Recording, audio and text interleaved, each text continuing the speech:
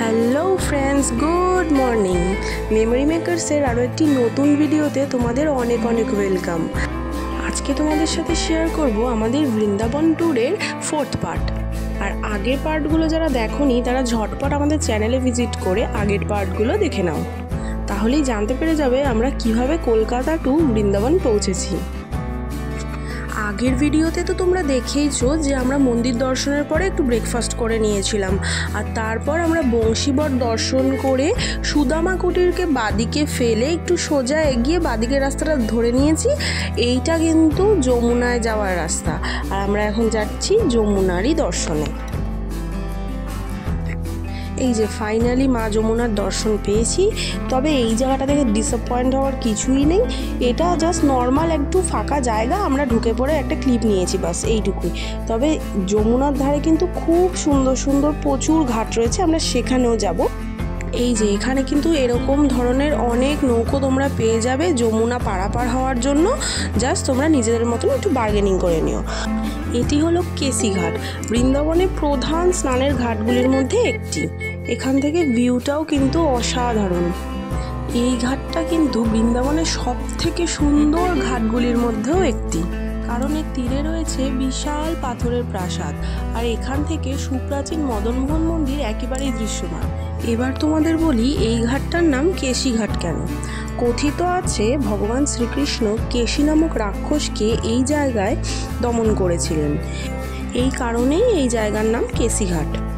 বৃন্দাবনের প্রধান ঘাট হওয়ায় এখানে পবিত্র জলে স্নান করে মানুষ ঐশ্বরিক আশীর্বাদ পেতে ও নানান ধর্মীয় ক্রিয়াকলাপে অংশগ্রহণ করতে এই ঘাটেই আসে। যমুনার উৎপত্তি কিন্তু যমুনোত্রী হিমবাহ থেকে, তাই 12 মাসই এই নদীর জল খুব ঠান্ডা থাকে।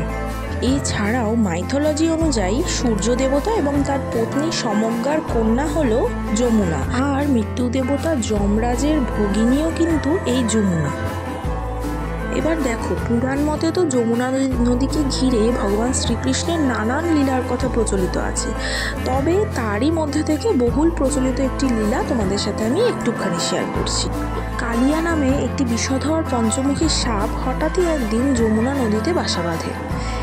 তার বিষ এতটাই ছিল যে নদীর সমস্ত প্রাণী সেই বিষ সহ্য করতে না পেরে একের পর এক প্রাণ হারাচ্ছিল। এমতাবস্থায় ভগবান শ্রীকৃষ্ণ তাকে এই যমুনা নদী ত্যাগ করে চলে যাওয়ার কথা বলে, কিন্তু সে কিছুতেই এই প্রস্তাবে রাজি হয় না এবং উল্টে ভগবানকেই আক্রমণ করে বসে। এরপর ভগবান কালিয়ানাগকে পরাস্ত করেন এবং তার ফনার উপর উঠে নৃত্য করতে শুরু করেন। এরপর কালিয়ানাগ করজোরে ভগবানকে বলেন যে, ভগবান, আমি যদি এই যমুনা নদী ছেড়ে বেরিয়ে যাই তাহলে গরুর দেব আমাকে আর জীবিত থাকতে দেবেন না, আপনি দয়া করে আমাকে এখানেই থাকতে দিন। কিন্তু ভগবান শ্রীকৃষ্ণ বলেন, ফনার উপর উঠে নৃত্য করার সময় ভগবানের পদচিহ্ন কালিয়ানাগের ফনার ওপরে পড়েছে। পদচিহ্ন যখনই গরুর দেব দেখবেন তখনই তিনি কালিয়ানাগকে আর কোনোই ক্ষতি করবে না। এই ঘটনার পর কালিয়ানাগ পুরোপুরি যমুনা নদী ছেড়ে বেরিয়ে যায়। এই দেখো, তোমাদের সাথে গল্প করতে করতে আমরা একটা নৌকাও ঠিক করে ফেলেছি, আর আমাদের সব মেম্বাররা একে একে নৌকায় উঠেও পড়েছে। বাসুদেব কিন্তু ছোট্ট শিশু শ্রীকৃষ্ণকে নিয়ে যমুনা নদী পার করেছিলেন, আর এখন আমরা যখন এই নৌকা করে যমুনা পারাপার করব, আমাদের সাথেও কিন্তু দুজন খুদে গোপাল রয়েছে। আশা করি তা তোমাদের চোখ এড়ায়নি। আর একটা কথা কি তোমরা জানো, এই যে যমুনা, এই নামের অর্থ কিন্তু সংস্কৃত ভাষায় যমজ। আসলে গঙ্গা নদী আর এই যমুনা নদী সমান্তরালে অবস্থান করে, তাই এই যমজ কথাটার সাথে মিল আছে বলে ধরে নেওয়া হয়। আরে বাবা, আমরা তো বলার সময়তেও তাই বলে ফেলি, ওই যে গঙ্গা যমুনা। দেখো, গঙ্গার মতন এই যমুনা নদী কিন্তু অতটা চওড়া নয়, তাই জন্য নৌকায় উঠে টুক করে পৌঁছে যাব আমরা ওই পারে। কিন্তু তার আগে তোমরা দেখে নাও যে নদীর থেকে এই কেসি ঘাটের ভিউটা ঠিক কতটা সুন্দর।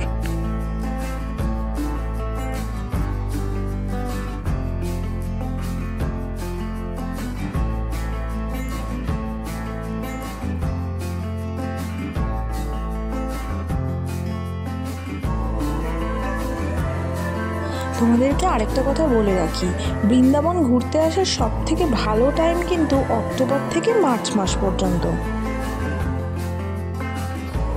দেখো, চওড়ায় ছোট হলেও কিন্তু এই নদীর গভীরতা অনেক, তাই বিষয়টাকে হালকা করে না নেওয়াই ভালো।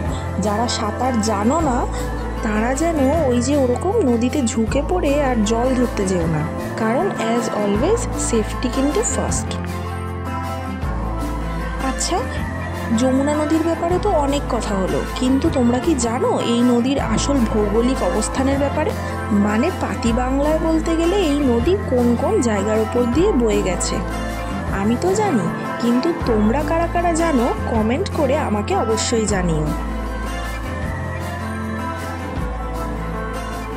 এখন তবে টাটা, ফিরে আসবো আরও একটা নতুন ভিডিওর সাথে।